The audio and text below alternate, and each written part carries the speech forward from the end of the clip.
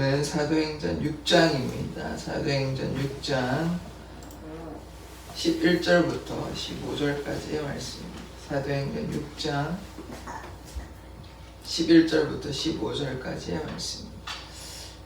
저와 여러분 교독하도록 하겠습니다. 사람들을 매수하여 말하게 하되 이 사람이 모세와 하나님을 모독하는 말을 하는 것을 우리가 들었노라 하게 하고 백성과 장로와 서기관들을 충동시켜 와서 잡아가지고 공회에 이르러 거짓 증인들을 세우니 이르되 이 사람이 이 거룩한 곳과 율법을 거슬러 말하기를 마지 아니하는도다. 그의 말하기를 나사렛 예수가 이곳을 멀고 또 모세가 우리에게 전하여 준 규례를 고치겠다 함을 우리가 들었노라 하거늘. 같이 읽겠습니다. 공회 중에 앉은 사람들이 다 스데반을 주목하여 보니 그 얼굴이 천사의 얼굴과 같더라. 아멘.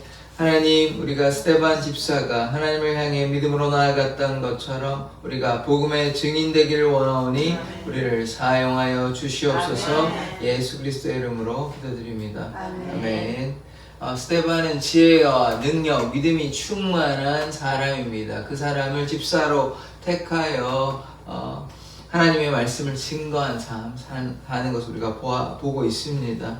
헬라파 유대인들이, 자유민들이 와서 이 스데반과 변론하지만 능히 이기지를 못하는 것입니다. 왜냐하면 하나님께서 스데반을 택하여 사용하셨기 때문에 감히 사람이 또 하나님을 대적할 수 없는 것이죠. 그래서 하나님께서 능력 베풀어 주셔서 이 스데반을 사용하는 것입니다. 그런데 이 사람들이 거짓 증언을 해서 예수를 어떻게 팔았습니까? 거짓 증언해가지고 사흘 만에 성전을 무너뜨리고 짓는다 이렇게 거짓 증언. 예수님께서 그 하신 말씀은 뭐 그런 뜻이 아닙니다. 예수님 본인이 이제 성전이시고 예수님께서 교회의 머리 되시고 교회의 몸이 되시다 이런 얘기를 하는 건데 하여튼 거짓 증언해가지고 예수님을 십자가에 못 박았죠. 이제 이런 같은 전략, 같은 술수를 써가지고 비겁한 행동을 해서 결국 이제 스데반도 결국은 공회에 끌려가고 뭐 사실 잘못한 게 없지만 이들이 어리석어서 스데반을 나중에 결국 죽이게 되는 그런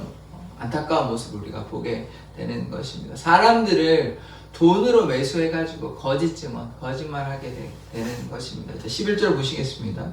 사람들을 매수하여 말하게 하되 돈으로 이제 산 거를 매수한다 그러는데 이 사람이 모세와 하나님을 모독하는 말을 하는 것을 우리가 들었노라 하게 하고 아니죠. 오히려 하나님을 향해서 하나님을 변론하고 하나님을 증거하였습니다. 이제 7장에 이제 내일부터 보게 될 텐데 이 스데반도 말씀에 대해서 정통하신 분 같습니다. 말씀에 대해서 해박하게 알고 말씀을 증거하였을 뿐이지 뭐 모세를 대적하거나 하나님을 대적하거나 그렇게 한 게 전혀 없는 것이죠. 어떻게 하나님을 모독합니까? 감히 그러지 않습니다. 이게 뭐 비슷한 게 예수님께서 신성 모독했다 이렇게 이제 한 것이죠. 그러니까 이들이 어리석어서 하나님의 뜻을 헤아리지 못하는 것입니다. 그러니까 귀가 있고 들을 귀가 있고 또 하나님의 뜻을 헤아리는 그런 마음이 있어야 되는데 전혀 그렇지 못하고 우리의 마음대로 우리의 생각대로 그렇게 할 때 있지 않습니까? 그러니까 우리가 말씀을 제대로 깨달아야 됩니다. 안 그러면 이렇게 어리석어서 하나님의 사람을 죽이는 데 앞장서는 일을 또 하나님의 일을 방해하는 일을 오히려 할 수가 있습니다. 뭐하면요? 깨닫지 못하면. 그래서 우리가 하나님의 은혜 가운데 말씀을 깨닫고 하나님의 뜻을 깨닫고 믿음으로 나아가야 하는 것입니다. 자, 12절 보시겠습니다. 백성과 장로와 서기관들을 충동시켜 와서 이 장로와 서기관들은 이제 공회원들을 가리키는 것이죠.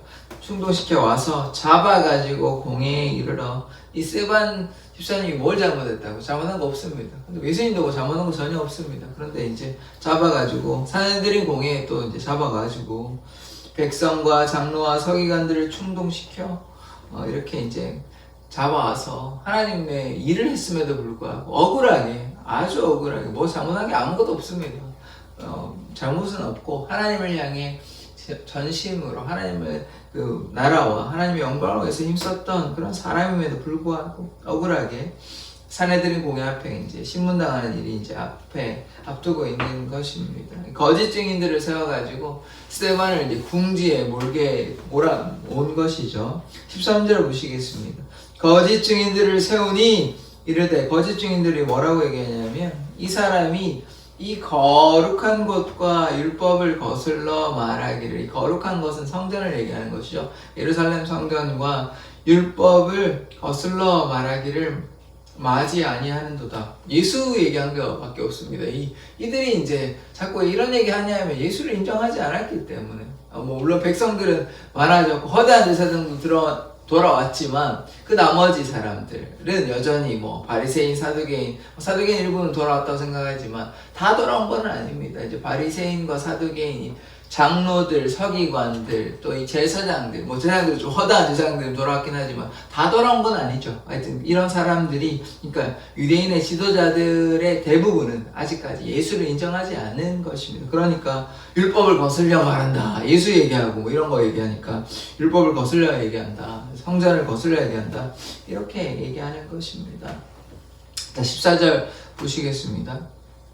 그의 말에 이 나사렛 예수가 이곳을 헐고, 이제 이곳을 헌다는 거는 성전을 하는 거, 이제 예수님을 이제 거짓 증언할 때 이제 이게 나왔던 것인데요. 우리 한번 찾아보실까요? 마태복음 26장 60절에서 61절입니다. 마태복음 26장 60절에서 61절입니다. 이제 예수님을 고소하는, 사내들인 공에 이제 고소하는 이 장면인데요. 사실 거짓 증언이죠. 마태복음 26장 60절에서 61절의 말씀입니다.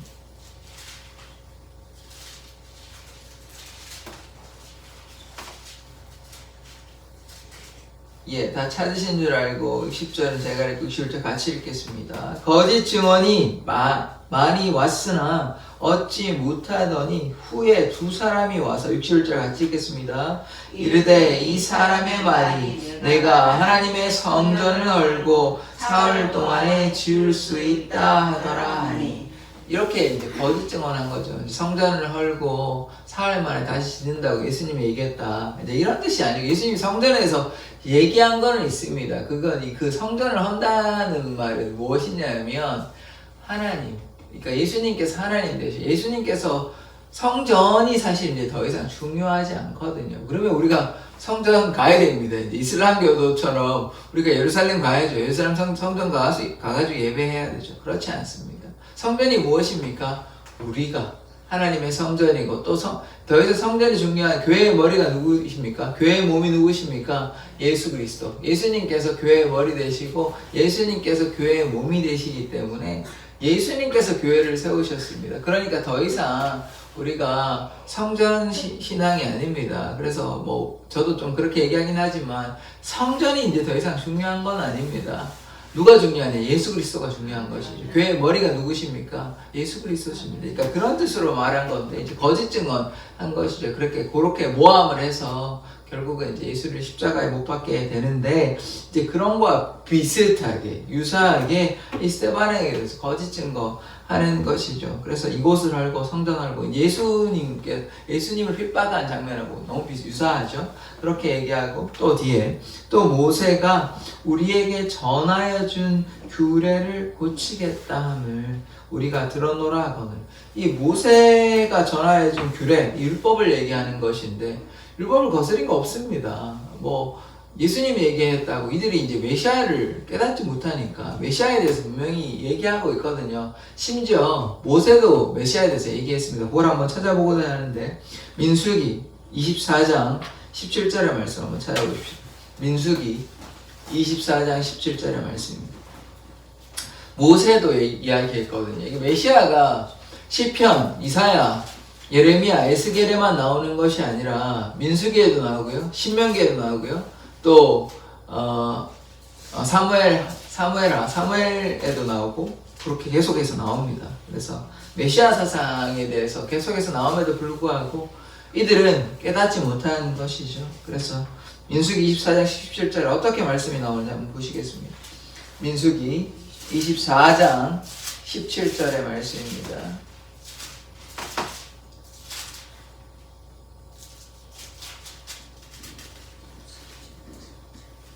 예, 24장 17절의 말씀 같이 읽도록 하겠습니다. 시작. 내가 그를 보아도 이때의 일이 아니며 내가 그를 바라보아도 가까운 일이 아니로다. 한 별이 야곱에게서 나오며 한 귀가 이스라엘에게서 일어나서 모압을 이쪽에서 저쪽까지 쳐서 무찌르고 또 셋의 자식들을 다 멸하리로다. 자, 보십시오. 자, 민수기 24장은 이 모세가 얘기하는 것입니다. 모세가 뭐라고 얘기했냐면 내가 그를 보아도 이때의 일이 아니며 내가 그를 바라보아도 가까운 일이 아니로다. 가까운 일은 아니지만 곧 나타날 일인 것이죠. 자,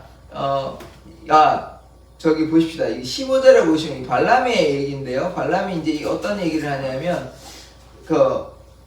한 별이 야곱에게서 나오며 한 규가 이스라엘에게서 일어나서 이 한 별이 누구를 가리키냐? 예수 그리스도입니다. 예수 그리스도. 한 별이 야곱에게서 나오며 한 규 그러면 이제 왕이 가지고 있는 호를 얘기하는 지팡이를 얘기하는데 한 별이 한 규가 이스라엘에게서 일어나서 모압을 이쪽에서 저쪽까지 쳐서 무찌르고 이제 이것은 가나안 족속을 무찌른다 이 얘기를 하는 건데 여기서 주목해야 될 것은 뭐냐면 한 별, 그 다음에 한 규. 이거 누구 가리키냐? 예수 그리스도 가리키는 것입니다. 이게 모세가 얘기한 것이 아니고 부올의 아들 발람이 저주하라 그러니까 저주하지는 않고 오히려 이스라엘 백성을 축복하긴 합니다. 그러나 뭐 문제가 생기긴 해요. 결국 음행해가지고 25,000명 가까운 사람들이 죽게 되거든요. 그러니까 원래는 발락이 모압의 그 왕이 발락이 발람을 설득해가지고 좀 저주해라 이렇게 했는데 저주하지 않고 오히려 축복하는 장면이고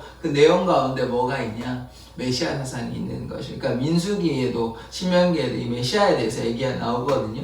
한 별이 한 규가 이것이 예수 그리스도를 가리키는 것입니다. 그러면 제가 이 얘기를 왜 하냐면 율법에 지금 민수기에 창세기, 출애굽기, 민수기, 신명기, 레위기, 민수기, 신명기 이 말씀에 뭐가 나옵니까? 메시아가 있다고요. 율법에 메시아에 대한 이야기가 있는데 이들이 어리석어서 깨닫지 못하는 것입니다. 그래서 참 하나님의 말씀을 읽어도 깨닫지 못하면 메시아 사상이 여기에만 있는 것이 아니에요. 우리가 다 봤잖아요. 이사야도 보고 예레미야, 에스겔도 보고 시편에도 다 나오는 말씀이거든요. 그러면 한 군데만 있는 것도 아니고 여러 군데에 메시아에 관한 사상이 있었다고요. 다윗은 또 예수 그리스도를 만났잖아요. 또 그런 여러 가지 메시아에 대한 이야기, 예언들이 있음에도 불구하고 이들이 성경을 뭐 제대로 읽지 않았던 것 같습니다. 그래서 율법학자라고 하는 이런 사람들조차 하나님의 뜻에 대해서 제대로 알지 못하니까 거짓 증인을 세워가지고 뭐라고 얘기하냐면 모세가 우리에게 전하여 준 규례를 고치겠다. 그러지 않았죠. 오히려 하나님의 그 말씀대로 메시아를 증거하였을 따름인 것입니다. 심지어 그래서 예수님께서 뭐 여러 가지 말씀하셨지만 깨닫지 못한 것이죠. 그러니까 이들이 어리석어서 이들이 눈이 어두워서 하나님의 뜻을 헤아리지 못하는 것입니다. 그래서 우리가 말씀을 제대로 알고 그 말씀대로 순종할 필요가 있다. 우리가 이렇게 보는 것입니다. 그런데 마지막에 말씀에 보니까 15절의 말씀에 어떻게 되냐면 공회 중에 앉은 사람들이 다 스데반을 주목하여 보니 지금 거짓 증언하죠. 스데반을 막 모독하고 하나님께 대적하였다. 모세의 율법을 거스렸다. 성전을 허문다. 이렇게 막 거짓 증언했는데 반면에 스데반 얼굴이 그러면 좀 억울한 일 당할 때 여러분 보통 어떠십니까? 좀 짜증나거나 내가 한 거 아닌데 왜 그러냐 이렇게 하는 게 이제 자연스러운 반응이잖아요. 뭐 그런데 지금 스데반 얼굴은 어떻습니까? 아주 평온합니다. 뭐 어떤 얼굴 같냐 그러면 천사의 얼굴 같다고 얘기하고 있습니다. 그러니까 하나님을 우리가 바라보면 요 비슷한 장면이 어디에 있냐면 모세가 하나님을 대면했잖아요. 한 40일 동안 이렇게 한 2번 갔는데 시내산 호렙산에 가서 하나님을 대면하니까 너무 얼굴이 빛이 나니까 사람들이 모세 얼굴을 바라볼 수가 없습니다. 이렇게 수건 쓰고 이렇게 다니고 이랬거든요. 너무 얼굴이 빛나니까 지금 비슷하게 스데반 얼굴이 환하게 천사의 얼굴같이 빛나고 있는 이 장면을 우리가 보는 것입니다. 그러니까 하나님을 온전히 신뢰하는 자, 하나님께 순종하는 자는 얼굴이 누구의 얼굴 같습니까? 천사 얼굴 같다. 그러니까 얼굴에 티도 없고 걱정도 없고 근심이 없고 아무 주름도 없고 어떻게 됩니까? 하나님의 은혜가 충만한 그런 얼굴이 되는 것입니다. 우리도 하나님을 진실하게 사랑하여서 이런 스데반과 같이 천사의 얼굴 같은 우리 하나님의 사람들이 되기를 원합니다. 우리 마음에 하나님이 정말로 임재하시면 우리 가운데 걱정과 염려와 두려움, 근심 이런 것들이 다 사라지고 하나님의 은혜가 충만하고 성령이 충만하면 우리도 우리 안에 얼굴이 이게 또 이런 장면도 있거든요. 제 야곱이 20년 동안 고생하다가 이제 형한테 장자권을 뺏었잖아요. 물론 그것이 원래 하나님의 뜻이긴 했지만은 인간적인 방법을 좀 동원해가지고 밭죽 팔고 이렇게 해가지고 또 아버지를 속였잖아요. 그래서 장자권을 얻었단 말이에요. 물론 그것이 원래 하나님의 뜻이긴 했지만 그래가지고 20년 동안 도망갔다가 다시 에서 만나거든요. 그래서 뭐라고 얘기하냐면 에서한테 하나님의 얼굴 보는 것 같다고 그렇게 좀 아부하는 거긴 하지만 그렇게 얘기하긴 하거든요. 그래서 제가 이 말씀을 왜 드리냐면 우리가 우리의 얼굴이 천사의 얼굴 같고 또 누구의 얼굴 같아야 됩니까? 우리가 누구의 형상대로 지음을 받았죠?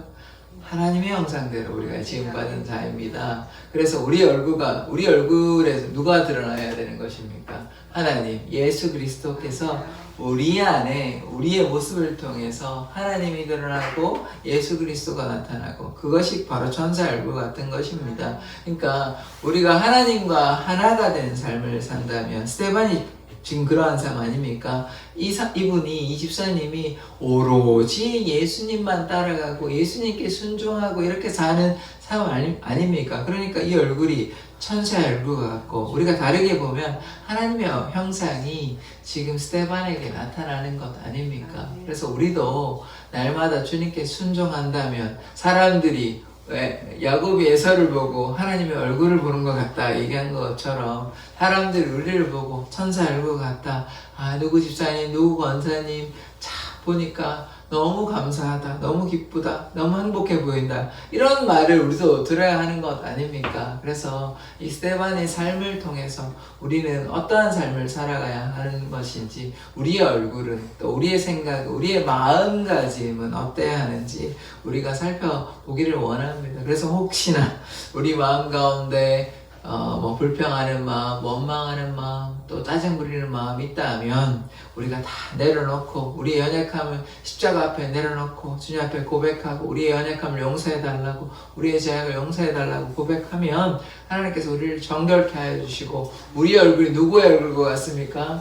천사의 얼굴과 같게 될 줄 믿습니다. 이 스데반이 억울하잖아요. 사실 교회 다닌다고 날마다 행복하지 않잖아요. 지금 사도들도 봤잖아요. 옥에 갇히고 억울하잖아요. 사도들이 잘못한 게 무엇입니까? 예수를 증거하고 하나님 말씀에 순종한 일밖에 없는데 그건 죄도 아니고 순종한 일밖에 없는데 그러나 어떻게 됩니까? 옥에 갇히고 신문당하고 또 이렇게 또 채찍에도 맞고 그렇게 하는 것 아닙니까? 이 스데반은 7장에 이제 이렇게 얘기하다 결국 순교당하거든요.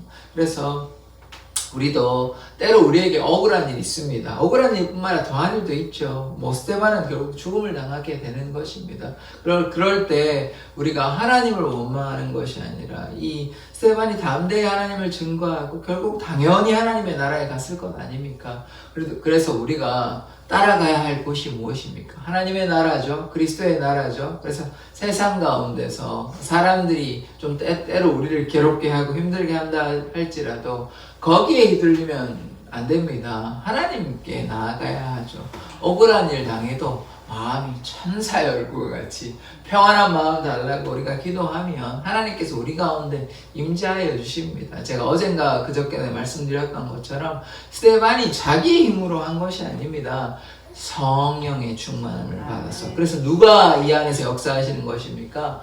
예수 그리스도께서, 예수님께서 지금 스데반 안에서 역사하시는 것이에요. 그러니까 얼굴이 천사의 얼굴, 하나님의 얼굴같이 되는 것입니다. 우리도 우리의 생각으로, 우리의 힘으로 하는 것이 아니라 하나님께서 역사하시면 우리도 이 스데반과 같은 삶을 살 수 있는 것입니다. 성경의 인물이, 성경의 어떤 역사들이 옛날에 하나님의 역사가 충만해가지고 그들만 하는 거다 이렇게 얘기하면 우리가 성경을 제대로 이해하지 못하는 것입니다. 그 하나님이 우리의 하나님이 되십니다. 그래서 그 하나님을 신뢰하면 스테반의 얼굴이 나의 얼굴이 되는 것이에요. 그 천사의 얼굴이 나의 얼굴, 우리의 얼굴이 되는 것입니다. 그래서 하나님께 순종하고 예수님께서 우리 가운데 역사하시면 우리도 우리 가운데 하나님의 역사하심으로 말미암아 성령의 충만함을 입으로 말미암아 우리의 얼굴이 평안하며 천사의 얼굴과 같을 줄 믿습니다. 기도하겠습니다. 하나님, 우리가 날마다 주님의 그 말씀 따라 살아가는 자 되기를 원합니다. 오늘 스테반이 억울한 일 당하였으나 개의치 아니하고 하나님의 말씀을 담대히 증거하며 그 얼굴이 천사의 얼굴과 같았음을 우리가 보았습니다. 우리의 삶에 때로 고난과 역경이 있다 할지라도 낙심하지 아니하며 주님 붙잡고 우리 안에 역사하시는 예수로 말미암아 우리의 얼굴이 하나님의 얼굴과 같이 천사 얼굴과 같이 빛나기를 소망합니다. 우리를 사용하여 주시옵소서. 예수 그리스도의 이름으로 기도드립니다. 아멘. 주기도문으로 예배를 마치도록 하겠습니다. 하늘에 계신 우리 아버지